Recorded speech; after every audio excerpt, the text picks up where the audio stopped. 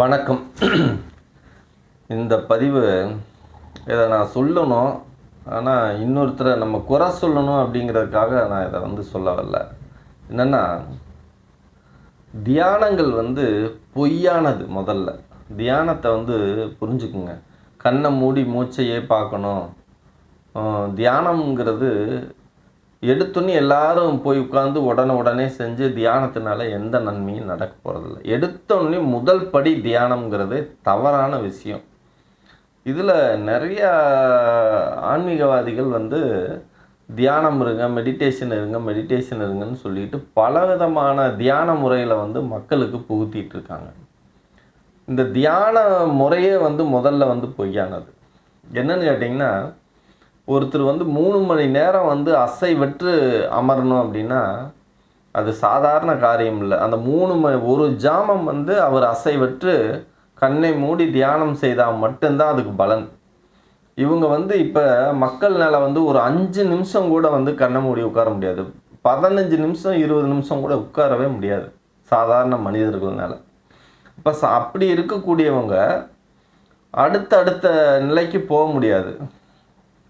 அப்படியே அவங்க 3 மணி நேரம் தியானம் இருக்கக்கூடிய பெரிய மகத்தான மனிதராக இருந்தாலும் பெரிய நன்மைகளை அந்த தியானத்தினால அடைய முடியாது. மனசாந்தி அடையலாம், மன நிம்மதி, மன ஆரோக்கியம் அப்படிங்கிற ஒரு விஷயந்தான் கிடைக்குமே தவிர பெரிய முக்தியெல்லாம் அடைய முடியாது.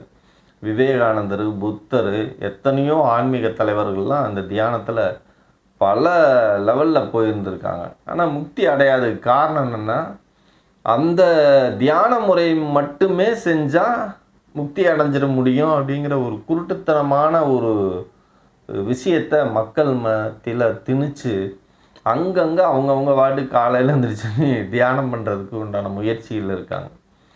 அது முற்றிலும் தவறான விஷயம். அதனால் எந்த ஒரு நன்மையும் நடக்காது. அப்படியே நடந்தாலும் ரொம்ப ஒரு மைக்ரோ லெவலில் தான் ஒரு நன்மை. ஒரு மனசாந்தி, கொஞ்சம் ஆரோக்கியம், அது மட்டுமே முழுமையான ஒரு முக்திக்கு, ஒரு ஆன்மீகத்துக்கு உண்டான வழி அல்ல.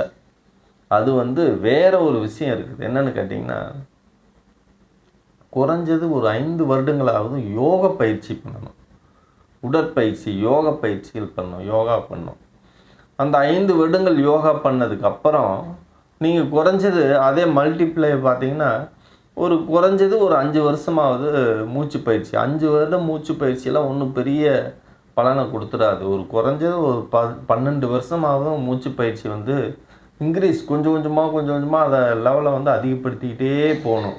எப்படி நம்ம குழி தோண்டும் போது எடுத்தோடனே ஒரே சின்னதாக மிஷினில் போடுறது குழி இல்லை, கையில் தோண்டும் போது கையில் குழி பறிப்போம். பார்த்திங்கன்னா அகலமாக பறிப்போம், அப்புறம் கொஞ்சம் ஆழமாக பறிப்போம். அது எந்த அளவுக்கு நம்ம அகலப்படுத்துகிறோமோ அந்த அளவுக்கு ஆழப்படுத்தலாம். இந்த நுரையீரலையும் அதே போல் பார்த்திங்கன்னா மூச்சை ஆழப்படுத்தணும். இதான் உடனே ஆழப்படுத்திட முடியாது, அதை நீளப்படுத்திட முடியாது. நீளமான மூச்சுக்கு உடனே 2 வருஷம் 3 வருஷத்துலாம் அந்த மூச்சை நீளப்படுத்தி பெரிய விஷயத்தை நம்மளால் சாதிக்க முடியாது. 12 வருஷமாவது வேணும். 12 வருஷம் இல்லாமல் நீ மூச்சை நீளப்படுத்த முடியாது. அப்போ 5 வருஷம் யோக பயிற்சி பண்ணாமல் மூச்சு பயிற்சி பண்ணாவே ஆஸ்துமா, நுரையீரல் சம்மந்தமான ஏகப்பட்ட பிரச்சனைகள் வரும். பிபி முதல்ல வரும். எடுத்தோன்னே விசுகுன்னெலாம் செஞ்சுக்கிட்டு இருந்தீங்கன்னா பலவிதமான சைடு எஃபெக்ட்டுகள்லாம் வரும். உண்மை. யோகா பண்ணிவிட்டு 5 வருஷம் பண்ணிவிட்டு அதுக்கப்புறம் நீங்கள் மூச்சு பயிற்சியை கொஞ்சம் கொஞ்சமாக தான் இன்க்ரீஸ் பண்ணும். அப்போ தான் என்ன ஆகும்னா, அந்த உடல் வலிமை பெறும். தசைகள்லாம் ஒரு விதமான வலிமைன்னா இருக்கிறதில்ல, எக்ஸசைஸ் பண்ணி இருக்கிறதில்ல. இது ஒரு மாற்றமான ஒரு ரிலாக்ஸ், அதாவது தளர்வோடு இறுக்கமாக இருக்கும். லப்பர் எப்படி இருக்கும் பார்த்திங்கன்னா, இப்படி மூங்கில் வளைச்சா எப்படி ஸ்ட்ரிப்பாக வரும், அந்த மாதிரி ஒரு வளைவுத்தன்மையான நல்ல உடம்பு ஒரு ஆரோக்கியமான இருக்கும். அதுக்கப்புறம் நீங்கள் மூச்சை 12 வருஷங்கள் ப்ராக்டிஸ் பண்ணி மூச்சை ஆழப்படுத்திட்டிங்கன்னா அதுக்கப்புறம்தான் நீங்கள் சக்கரங்களை வலிமைப்படுத்தணும். இப்போ எடுத்தோன்னே நீங்கள் சக்கரங்கள் சுற்றுது அப்படின்லாம் சொல்கிறாங்க. அதெல்லாம் பொய்யான விஷயம். தயவு செய்து நம்பாதீங்க. அப்படியெல்லாம் நீங்கள் உடனே ஆன்மீகத்துக்குள்ளே போய் பெரிய முக்தி அடைஞ்சிட முடியாது. அப்போ நிஷ்டைகளில் அந்த மாதிரி தாரணான்னு சொல்லுவோம். தாரணை வந்து நம்ம ஒவ்வொரு சக்கரமாக மூலாதாரத்துலேருந்து ஆக்ஞை வரைக்கும் செய்கிறதுக்கே வந்து ஒவ்வொரு குறைஞ்சது நம்ம பல வருடங்களை வந்து ஒரு 7 வருஷம், ஒரு வருஷத்துக்கு ஒரு சக்கரம்னு பார்த்திங்கன்னா ஒரு 7 வருஷத்துக்கு 7 சக்கரங்களை வந்து அந்த டயத்தை இன்க்ரீஸ் பண்ணி அதிகப்படுத்தும்.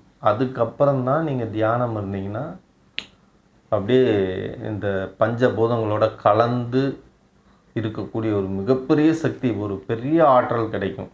அந்த தியானங்கள் வந்து ஒரு 5-6 வருஷம் ஆகும். அதுக்கப்புறம் நீங்கள் தியானங்கள் இருக்கும்போது அதனோட லெவலே வேறு. ஒரு சிற்பம் வந்து எந்த அளவுக்கு செய்கிறோமோ அதை விட பல ஆயிரம் மடங்கு மைனூட்டாக நம்ம அந்த உடல் தத்துவத்தை வந்து யோகா, பிராணாயாமம், தாரணை, தியானம் இந்த 4 வழியில் தான் கடைப்பிடிக்கணுமே தவிர மற்ற விஷயங்கள்லாம் எடுத்தோன்னே அதே இதையும் செஞ்சு உடம்புக்கு எடுத்துக்காதீங்க. பெருசு ஒரு எந்த மாற்றமும் ஆகாது. உங்களுக்கு நேரங்காலங்கள் வேஸ்ட்டாக போகும். உங்களுக்குள்ளே ஒரு பைத்தியத்தனம் இருக்கும். என்னென்னா நம்மளும் ஆன்மீகத்தில் இருக்கோம்டா சாமி அப்படின்னு சொல்லிட்டு சுற்றிட்டு இருக்க வேண்டியதான். அதனால் முறைப்படி சில விஷயங்களை செய்யுங்க. நல்லா இருங்க. நன்றி.